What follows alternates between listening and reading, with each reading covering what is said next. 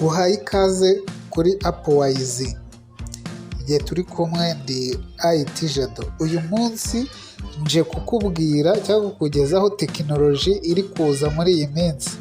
Witega muri iyi minsi igiye kuza.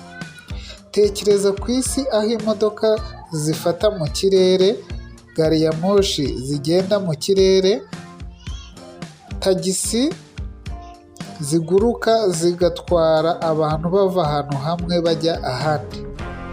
Isi y'ahazaza ntikiri mu nzozi zitaragerwaho. Ibi biri kuba muri iyi minsi kandi Ubushinwa nibwo buri imbere muri iyi si y'ahazaza. Kimwe mu bintu bidasanzwe biri gukorwa muri iyi minsi ni BYD Yangwang U8 SUV. Iyi ni imodoka y'ubwoko bwiza kandi budasanzwe ishobora kugenda ku butaka, mu mazi no mu kirere. Ikoresha ingufu zituruka kuri moteri za elegitoronike hamwe na selile za hydrogene, bigatuma iba nziza ku bidukikije kandi ikaba inakomeye.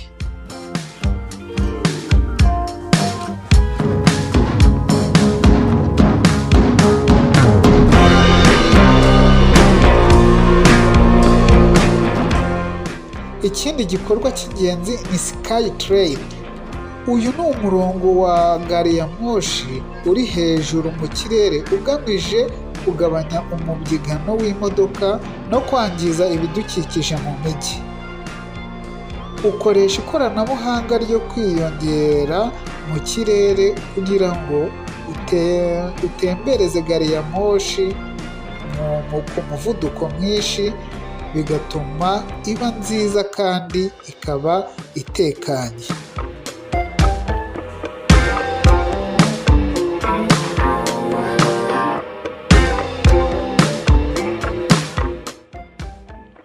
Ehang 216S drone taxi ni indi ntambwe ikomeye mu buryo bwo gutwara abantu n'ibintu.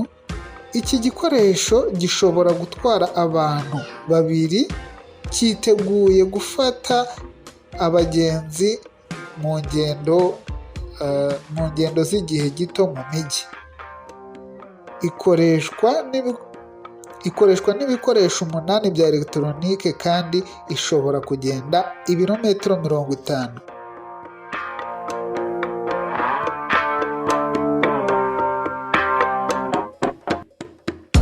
Nubwo Ubushinwa bufite intambwe zikomeye mu iterambere ry'ikoranabuhanga rigezweho mu gutwara abantu n'ibintu, Amerika nayo ntabwo ihagaze cyangwa ngo ibe yicaye.